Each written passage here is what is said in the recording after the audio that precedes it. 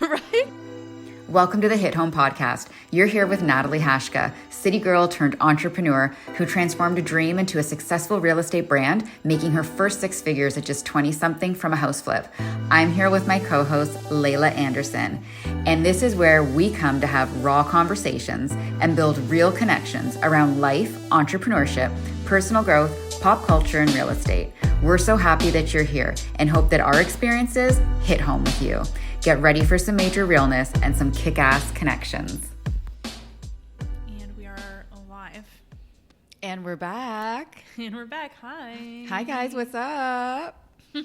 Okay, so this season is going to be a lot of like, what did we call it? You asked, we listened, kind of? Yeah. Well, sometimes. It has to go by management. Which is you. Yeah. I'm glad we're on the same page, finally. HR department. So y'all wanted to know about, I guess, hormones and like your story on fertility, my story on HRT. Mm-hmm. And we're going to dabble in, I guess, some peri-menopause because like that's our gen. Yeah. And it's very prevalent right now. I mean, like it's not... Okay. Like, hold on. I'm not really there yet. You know. I'm currently pregnant, okay? Just wait. Listen, bitch, I'm still fertile and I'm perimenopausal. Okay, but I'm just saying, like... I'm just saying. Okay. So we're going to talk about perimenopause, and some of you know that I'm on HRT, which, do you know what HRT stands for? Hormone replacement therapy. Ding, ding, ding. Ding, ding, ding. I did my homework. No, I'm just joking, but yeah. I knew what it was before.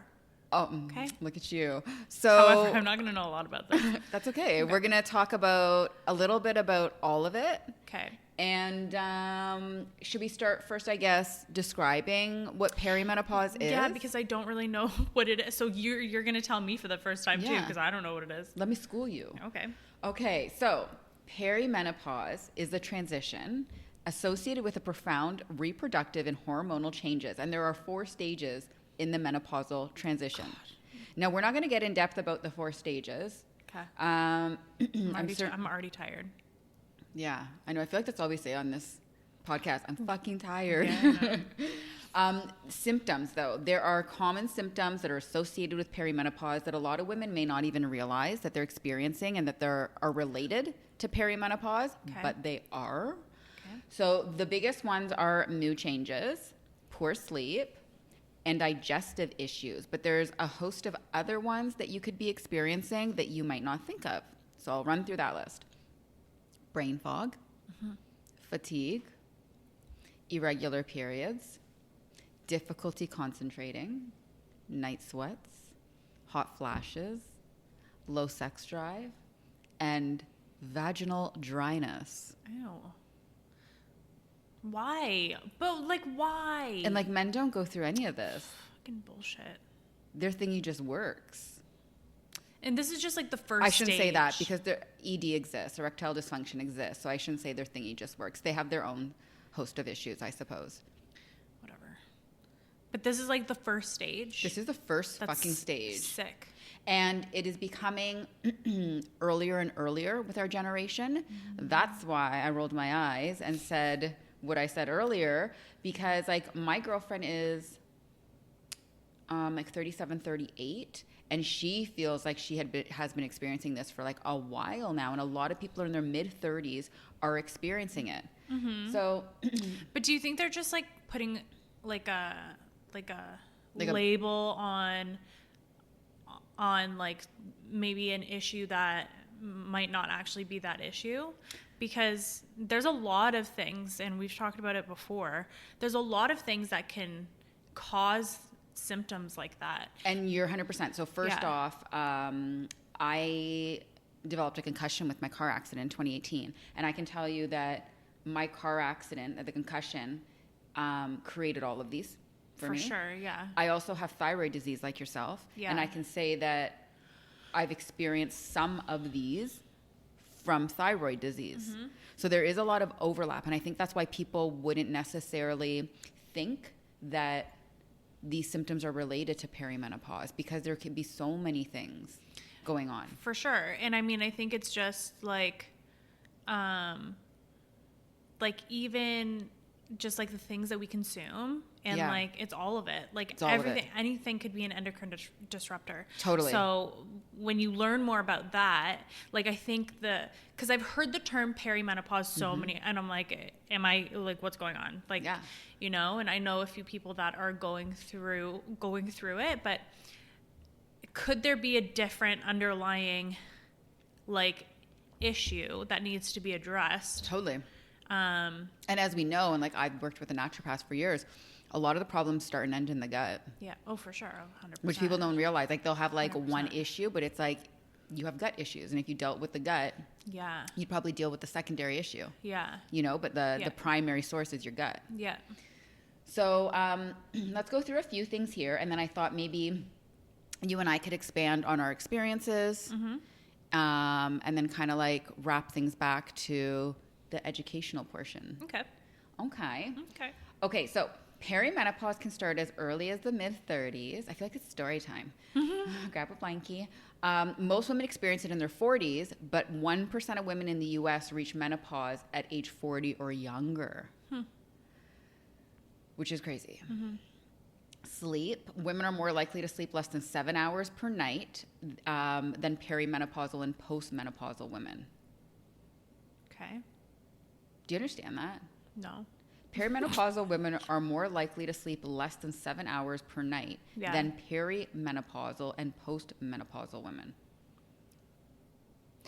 That sounds like it's just written wrong. It does. I agree. WebMD. I'm kidding. Like pre-perimenopausal is maybe that's what they're saying. Well, it says perimenopausal women are more likely to sleep less than 7 hours per night than pre-menopausal and postmenopausal women. Oh, premenopausal. Premenopausal. But isn't perimenopausal premenopausal? Yeah, it's the first stage of menopause. The first stage. So you're in menopause, but it's the first stage. Okay, so maybe it's just so this makes sense now. Perimenopausal. Yeah. Wow, that took a long time to get there. Who's the blonde now? Okay. Stop. She tries so hard to roast me. Like, no, this is clearly the show of Natalie roasting. Let's be real. Yeah, but you try to give it back, and I can't be as mean as you. I can't be roasted. Oh, snap. I'm perfect. Okay, diagnosis. Symptoms of perimenopause can mimic other conditions, which we just said. So a blood test to analyze hormones is important for an accurate diagnosis. Now, I have done so many, we talked about this off camera a few weeks ago. I have done like oat and I can't even talk, oat and Dutch tests. The fuck is that? What? Say that again. An oat and Dutch test. They're oat and Dutch. Yeah. Okay. So exactly how they sound, like an oat, like oatmeal, and Dutch. And Dutch. Yeah, like the Dutch test. guy I dated. Okay. Okay. And they're not done here in Canada. So you have to get a special requisition, which is from your naturopath. They're costly. They're between like $375 and $500. They go out on ice to the States and shipped. And you get your results. But they are the most accurate type of labs, more accurate than the normal labs that we do here. Test? They're urine and blood. Okay. But what do they test for? Oh, like it goes like right down to deficiencies. Like we found like I had a B5 deficiency as an example. But why can't we have that here? Yeah, I don't know. Oh, we just don't do it here. You get what you pay for. Right. Yeah. So you can do labs that would show you this and be clear. Yeah. I mean, I think our labs here would still show stuff, but I feel like the oat and Dutch test would be, if you have access to a naturopath and the funds to do it, I would suggest you do it. Mm-hmm. Even you. Like after the baby's born. Yeah. Interesting. Yeah. Yeah. Okay, so ethnic variation. There is ethnic variation in the reporting of vaginal dryness. For example, the study showed that up to 60% of Central American women reported vaginal dryness compared with 21% of non-Hispanic Caucasian women. What the fuck kind of statistic is that? Do you think it has anything to do with diet? I don't know. I just feel like a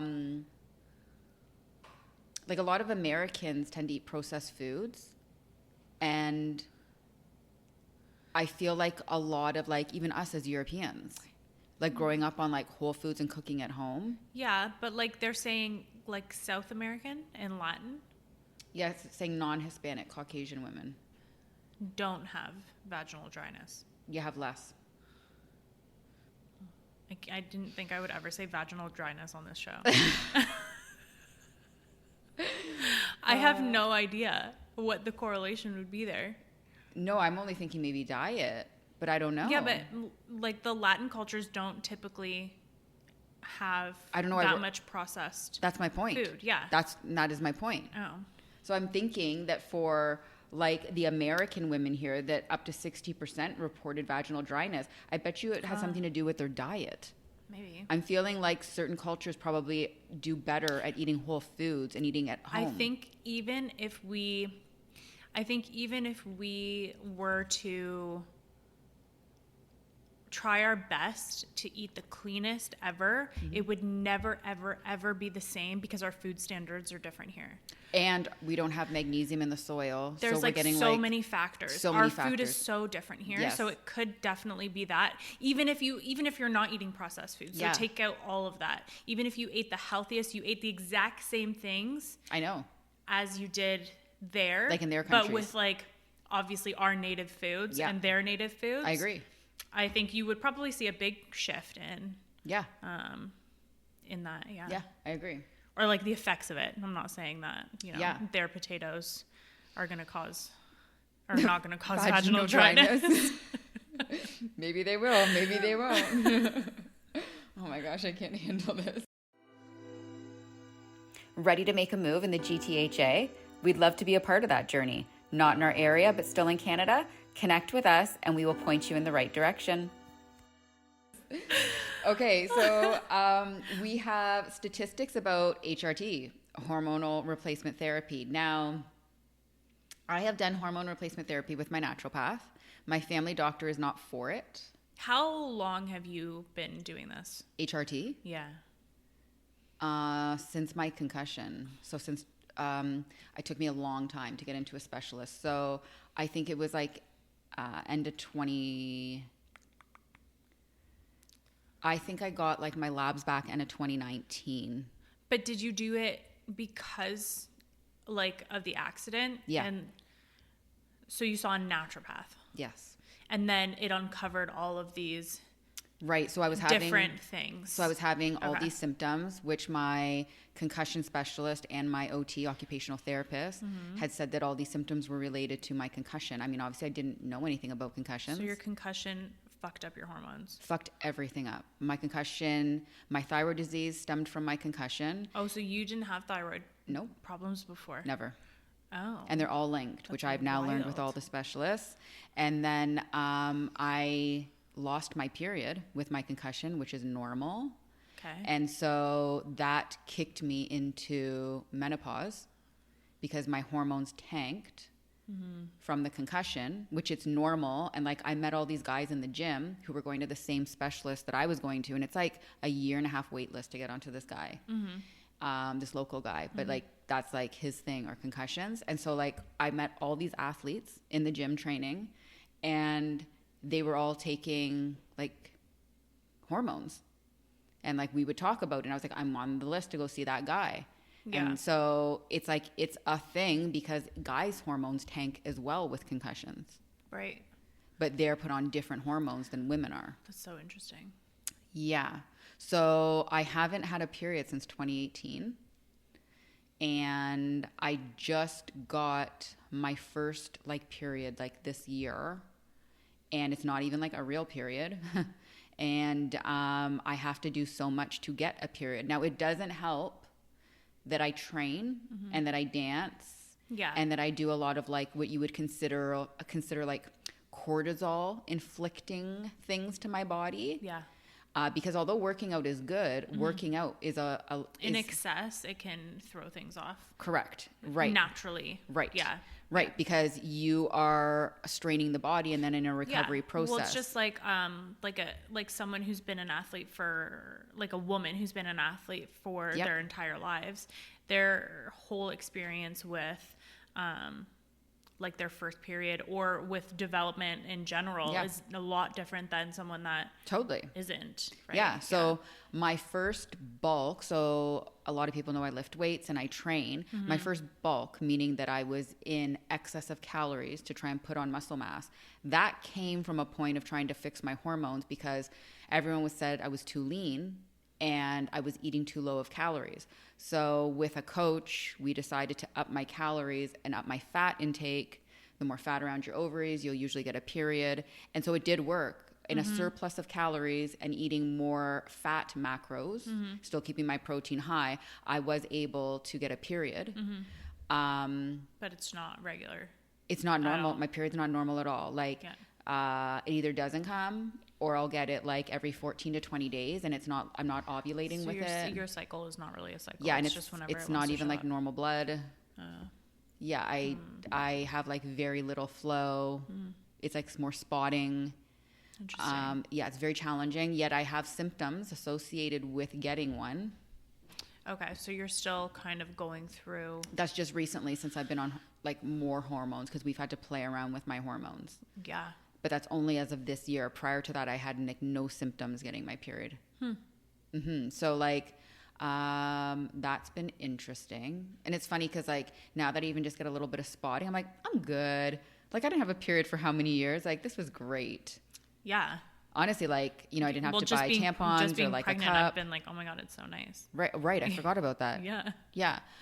So that's where all this stemmed from. So I had all these symptoms that were like cognitive issues from the concussion, and I had a really bad concussion. And then, no period. And then I had like no sex drive. And Lovely. Yeah, there was like a lot of stuff.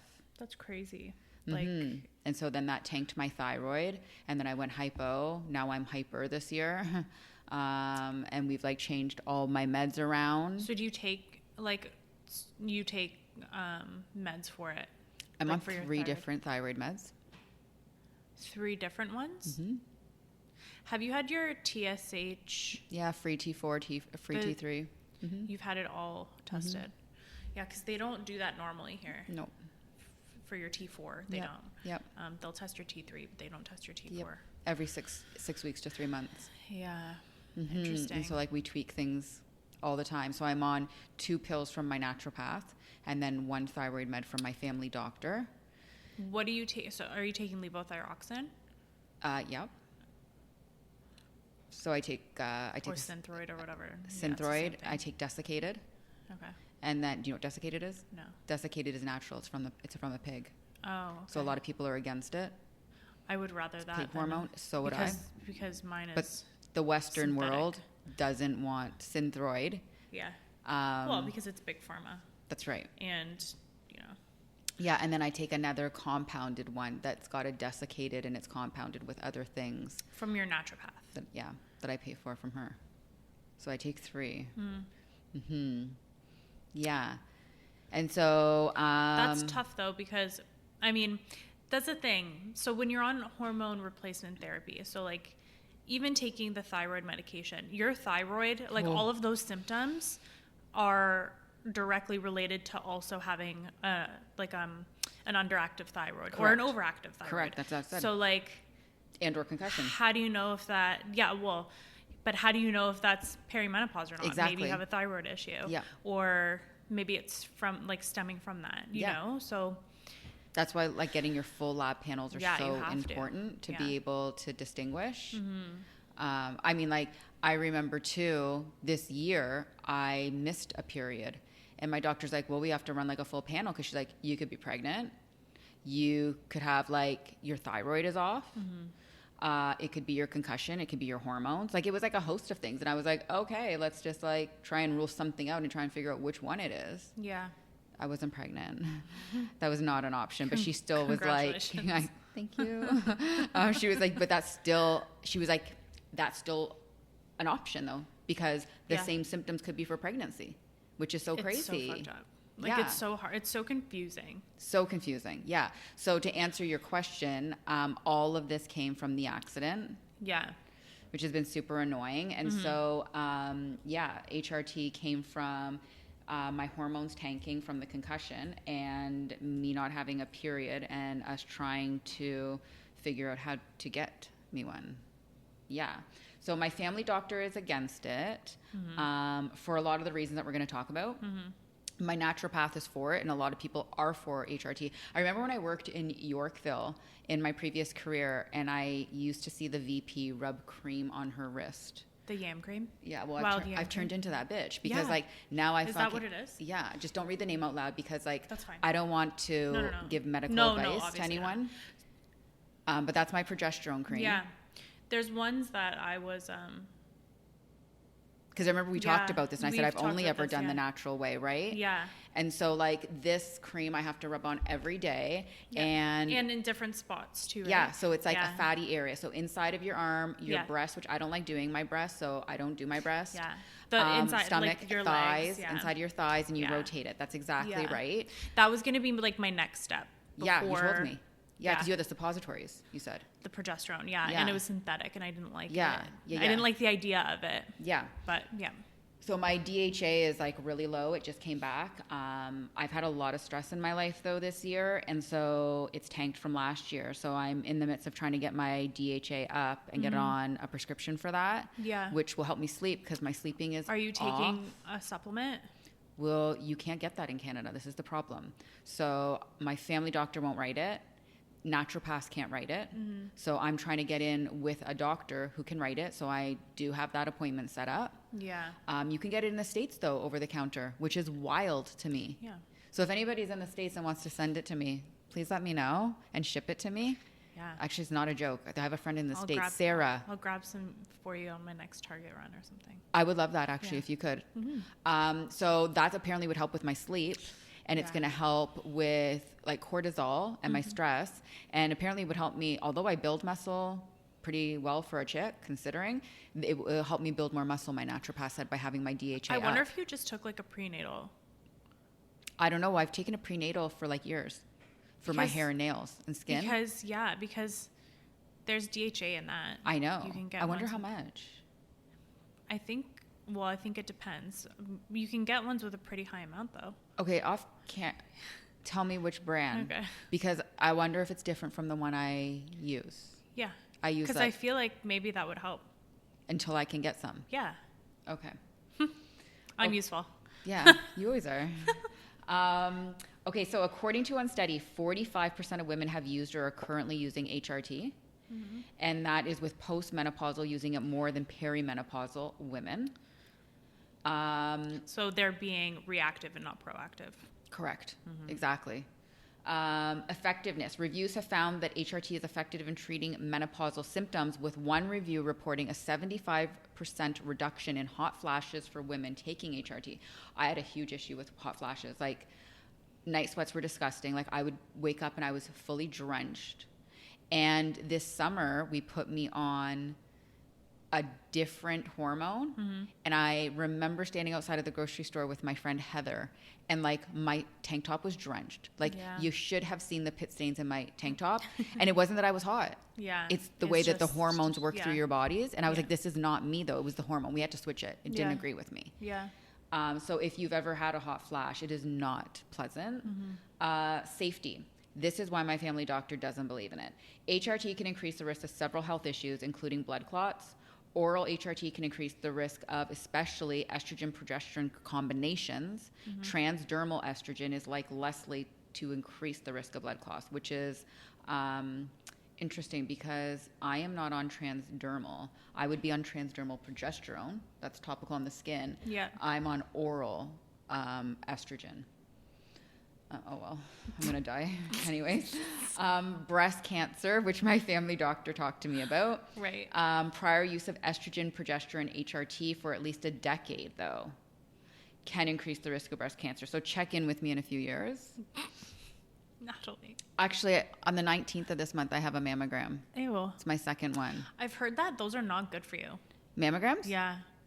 Okay, well, I mean, squishing your titties ain't fun. I did go for But I've heard that like it increases the chance of getting breast cancer. Okay, well, I had to have one before, and then I just had my like physical and pap smear this year. It's one thing that I'm like really big on making sure that I'm like preventative with everything. And if I catch something, I want to catch it early. Yeah. And so my family doctor looked at me getting my physical and she was like, when's the last time we did your mammogram? And I said, oh, it's been a while. And she goes, well, you're 40 now. And she was like, I can't tell you how many women in my practice that are 40 have breast cancer. And I was like, fuck me. Yeah.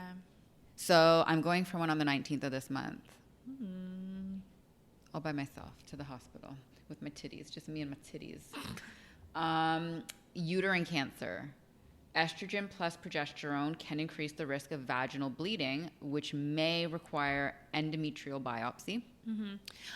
I feel like if you're not doing your research and doing this like with a medical professional, Totally. then that's what's scary. And that's like, There's no way I could do this on my own. no, And like Google but, this. But there's a lot of people that like even going through like fertility things, there's a lot of people that are just like slapping the I wild know. yam cream on. And I'm like, man, like I would never do that unsupervised because you don't know like what, yes, sure, it says natural, but there's a lot of things that can fuck up your body. This is making me, I told you Yeah. this morning, I feel like I won't use the term because it's not politically correct, but I feel like I'm going crazy some Yeah. days. Like Yeah. these hormones are fucking with me Yeah. hard. Yeah.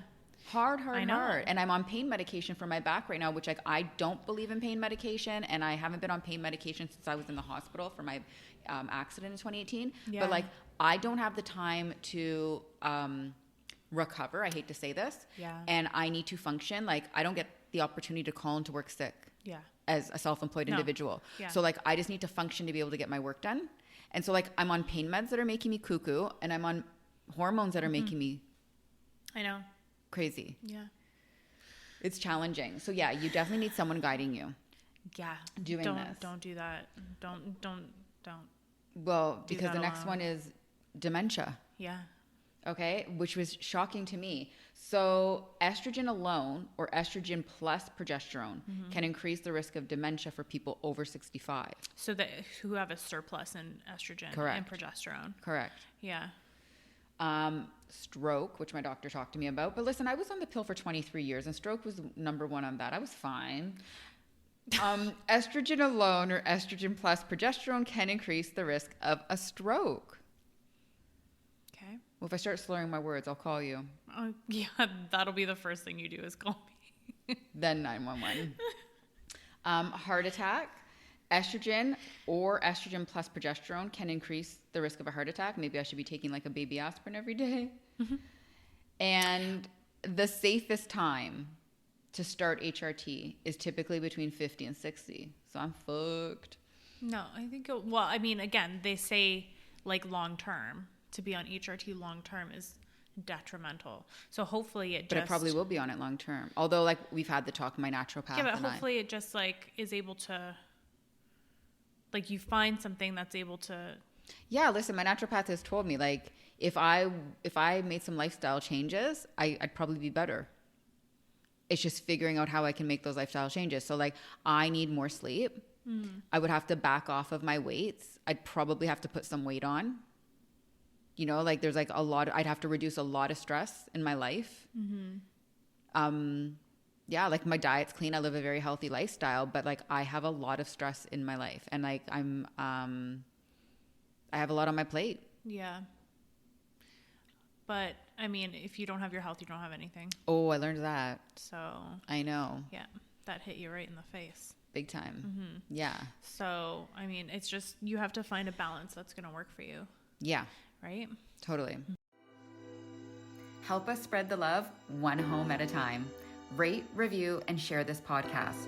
It would mean the world to us, and hey, it may even change someone else's world. Don't forget to like and subscribe. You can also find us both on Instagram at The Real Nat and at Lai Real Estate. So I take like a bunch of different like estrogen and progesterone things. I don't know how much I should say about all of these things on here because I don't want somebody to go and like pick something up. But like I've taken like Vitex, which is chastery berry. And then I take a lot of Dong Quai, which is a tincture. I feel like you're not even speaking English right now. I know. And this one too, this is an estrogen supplement. So yeah, I take like, right now I'm taking mostly estrogen and progesterone. And I'm going to be getting on DHA, which is a fucking male hormone. And that scares me. I'm not going to lie. Because like, if I start growing a beard and if my voice starts to get deep. Yeah. Honestly, like that, I feel like that happened to me because of my prenatals. Like, I literally have look, do you see this? Wait, so you're telling me to go on them and you're telling Natalie, me and you turned into a man? I think you can shave your face. Wait a second. No. Step back. What happened with your prenatals and why are you pointing to your sideburns? Or Look at my face. Do you not see this? Do you not see this hair? This could be pregnancy related. I also got more vellus hair with these hormones though. Yeah, but like the peach fuzz, right? Yeah, look at this. I can't see it, but I'm insecure about mine. I look like a man. And it came from. So I need to dermaplane my face. Have you dermaplaned before? Yeah. You have? I know because I was taught in medical aesthetics. Yeah. And I got my old hairstylist on dermaplaning. Yeah. I love it. You love it? Yeah, I do. Yeah? And you've had no issues with yours? No.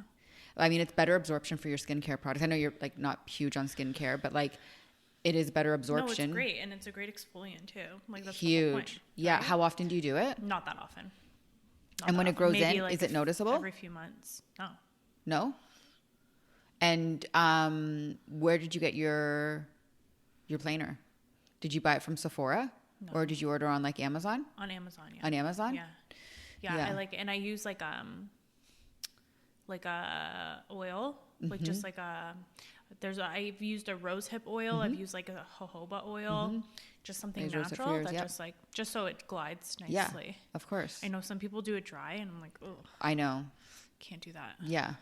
Because I feel like I'll cut myself. Yeah. No, I agree. But so you noticed it with the prenatals? I don't know. It could be the prenatals. It could be the fact that I'm 6 months pregnant, but I feel like my face is like so hairy.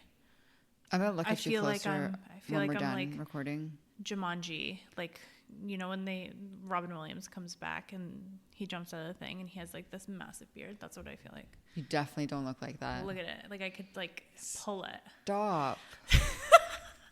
We're our worst critics though. But anyway, so, yeah, I feel like, but even just being on my fertility journey and learning about hormones, I feel like a lot of people, unless you have an issue, you're not going to look into it. You're just going to live your everyday life. Right. But for me, like for my infertility, my unexplained infertility, which is the most frustrating thing ever. I read the book. It Starts with the Egg, which is honestly mind-blowing. I recommend it to anyone that is having issues getting pregnant or even wants to learn more about their hormones. Maybe you should read it. It's a good one. Yeah. Do you have it at home? No. I got it on a Kindle. I know. I'm kidding. See, I'm old school. I like tactile still. Or the audiobook, maybe. I don't know. Okay. Anyway, it's a really good book. And that's where I learned about like endocrine disruptors and things that we're consuming in our everyday lives that no one realizes. I know a lot of people are starting to realize plastics are bad for you, especially, you know, heating up plastic in your house and like stuff, whatever, and eating out of like a container that you microwaved and shit like that. I have all glass at home. So do I. But even like perfumes, fragrance, I know all that stuff, like everything. And then there's supplements that are in that book that they recommend for people that are trying to conceive or just to improve overall hormonal health. Well, that's what I said to you when we were talking about your fertility stuff. There's such an overlap. Like there even though it's like a different journey. Yeah, but it's like there's so much overlap. It's very similar because everything needs to be in check. Yeah. Like to conceive a child, like everything needs to be so perfect. You know what though? Like, sorry to interrupt you, but it's like so interesting because I've gone and I've had, I don't know how many transvaginal ultrasounds. And for people who don't know what that is, it's when they put a condom on the ultrasound and go up your vagina. And so, I mean, it's not like the wide thing. It's like, it looks like it's like pretty big. It's like a fucking small golf club with the head of the fucking. Yeah, but it's not that bad. Like, it's not like Speak for yourself, whorebag. I'm kidding. I'm kidding. Your face. Anyway, transvaginal ultrasound. Stop. I've had many. Yeah, also. I know you have. Fuck. Well, those eyes could kill me right now. Jesus. Go on. Yes. So anyways, I don't know where I was going with that, Neither do but I'm apparently fertile. I have small ovaries. That came back most recently. But you have a good egg count. Good egg count, what do small they call ovaries. But they said I have small ovaries AMH. because I was on the pill for so long and that's normal. So they Oh. said it doesn't matter that they're small. Yeah. They can get bigger apparently. fuck We can work them out. Yeah. Well, when I was going through our fertility, well, okay. So I've had thyroid issues like forever. Okay, for you though, because you didn't know that mine came from my accident. How long Yeah. have you had thyroid disease? Since I was 18. Yeah. Holy Hannah. Yeah. So, I don't even remember why I even got tested. Mm-hmm. I can't remember. I think I was just like, I just felt fucked up. And I was like, I feel like I just need to get blood work done. Right. Or maybe it was just like a routine, like physical. I don't know. Like Right. maybe they just, I don't know. Because my doctor at that That's time early. was useless as fuck. So like, Yeah. I doubt, I probably went to him for something. And so I've been on Synthroid since I was 18. And And you've never tried to come off of it? I'm too scared. My It's goal is to like- get off of it. Yeah, I'm like scared of it. I'm scared. Maybe after I have kids, but like to have like it affected a lot. It affects Preach. your cycle, obviously. But I it got, affects so many things. oh yeah, my hair, my skin, Nails, but everything. your mood. If you like, I think finally in the last like 2 or 3 years, it's actually just been completely normal. You told me that like your hair has been the best it's been. And I think it also like there's other factors too, like stress and stuff. But I will attribute most of it probably to having it go on track because I got a new family doctor. My family doctor at that time was the worst ever. And I didn't know how to advocate for myself to kind of figure everything out. But after getting it all like settled, I feel so much better. My skin so much better. My hair so much better. And a lot of people report that after having a baby, it can improve. So it'll be interesting to see what happens next year with you. Yeah, it will be interesting because even like they say when you get pregnant, whether it's a viable pregnancy or not, the baby, the cells actually fix Yes. everything in your body, Right. which is like wild. I Like it's know. magic. Yeah, it is. But before that, like I had ovarian cysts I've had, ruptured. Like they're so painful. I've had them it too. hurt so bad. So bad. First time, I think I was. Well, we never talked about this. I've had them too. I was 18 and it was I remember it was in June and I was in the hospital for like 3 days because of it. And it was so painful. They thought it was appendicitis. No, just ovaries. Yep. My ovarian cysts. Yep. And, but then when I went on my fertility journey, after the miscarriages, I went to, like a fertility clinic and they did all of these tests and whatever. And they did a sonohystogram and they're like, oh, like you have everything's perfect. And like you have a beautiful uterus and your ovaries are perfect and like whatever, your AMH count, which is like your egg count, is so good for like your age and like all this stuff. And I'm like it's so frustrating That all that to lines hear up that. and you can't get pregnant. And then you can't get pregnant. But I mean, so reading, it starts with the egg. Yeah. I never went through any other hormonal therapy for that. I never did, other than progesterone from the clinic. Yep. During like after I ovulated, I would be on progesterone, which was like a fucking pain in the ass. Yeah. It was terrible. But other than that, I just kind of eliminated things that were barriers. Yep. So maybe read that book because it's a really good book. And so, like, to back my story up, I was on the pill for 23 years, which we talked about in season 1. And when I was in my accident, it was shortly after the time in which I found out that my boyfriend of 15 years was cheating on me. And I went to my gynecologist at the time, and she said, at your age, at the time I was 34. So she was like, at your age, I wouldn't suggest coming off and going on the pill for your hormones. So I would just stay on the pill because you'll likely get into a relationship and want to be on the pill. So just like stay on the pill. And then the accident happened. And the first specialist that I went to for my concussion was like, well, we would supplement with like the same things that are in the pill. So let's keep you on the pill. Yeah. And let's see if it improves with just like these supplements, like vitamins and supplements, because it's like very high doses of like the things that I take. Like I'm on 30 some odd supplements a day. It's wild. From my naturopath. Yeah, it's very wild and very costly. Wow. And then when that wasn't working anymore, that's when they were like, the only way to really know what's going on is to come off of the pill and see if you can get a period on your own, check your labs, continually check your labs, see what your hormones are doing, and then let's not mask it. Let's try and treat it differently. So I came off the pill last July. So that was 2023. Yeah. But I started putting hormones into my body in the spring of 2023 so that my system would be set up so that I wouldn't have any withdrawal symptoms of coming off the pill, because there's like nightmares. I read many books, especially in the health and fitness industry. Like I have a lot of coaches who follow me, like macro coaches and stuff on Instagram. It's a nightmare dealing with women who are coming off the pill because they'll say that they either put on weight or they're breaking out. And I was like, how can we mitigate these issues? And you were on it for so long too. Your body probably, I know, because everyone was like, has no idea how to function right. without and so many it. people were crazy. They were like, oh, you must feel normal. I was like, what's normal? I was on the pill from 16 years old. And that's what they say too, is that everything is so different when you're on the pill. It's like you're a different person. So even the people that you're like attracted to and that's are so hundo P. I can attest to that. Yeah, when you come off of it. Yeah, because they say that, you look through rose-colored glasses. Like who you're attracted to is different. Your sex drive is different. All of this.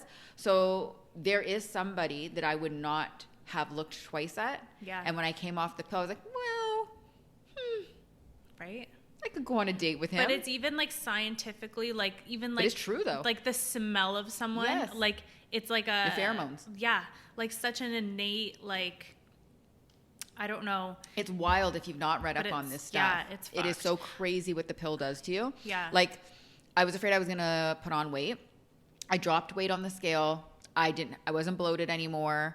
And I didn't even know I was bloated. I was just like, oh, this is interesting. Like, my body just looks and feels different. And I was like losing weight, but like not changing anything. And I was like fucking horny. Yeah. Oh, like I've always had a sex drive, but like coming off the pill, I was like wanting to hump the air all day long. I was so horny. And so like so many different things changed for me. Yeah. But yeah, I mean, and certain things are obviously going on my body now with what we're doing, but it all kind of stemmed from, the HRT stemmed from the accident.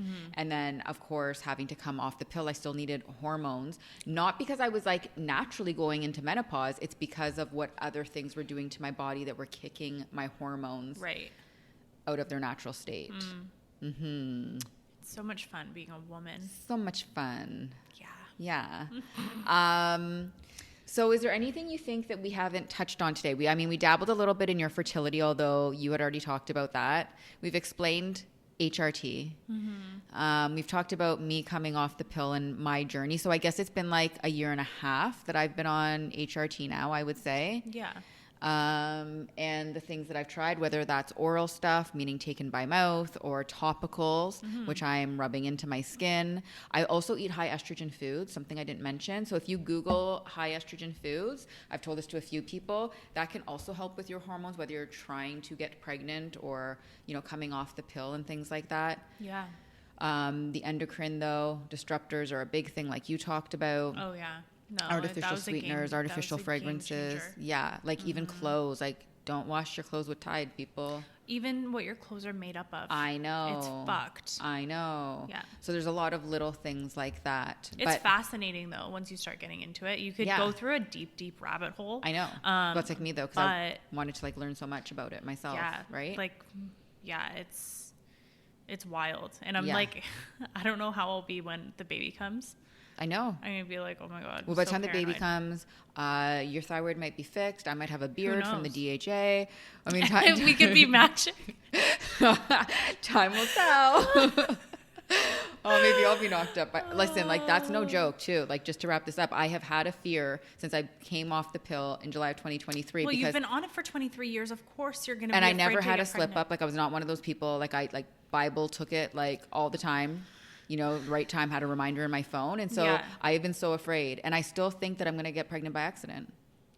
Well, if you do, you do. Oh, my mom would be so happy. It's God's will. I know, exactly. So listen, if any of you guys have any questions for Lay and I after this episode drops about fertility, HRT, my concussion, diet. Like we're not medical professionals. It's just things that have worked for us. For us. Yeah. That's exactly it, right? Please reach out to us on social and we'd be happy to help you. But hopefully you guys learned something today. That was fun. And, you know, we'll be back next time. We'll see you next week. Your besties. Nat Lai. Bye, guys. Let's put a bow on it and wrap this episode up. Thank you for joining us today, where we got real and raw. If this hit home for you, don't forget to tap those stars and subscribe to join us next time. Remember what we're here for: raw conversations and real connections. So don't just stop there. Find us both on Instagram at @TheRealNat and at Lay Real Estate, and let's connect. Until next time, on the podcast that feels like home.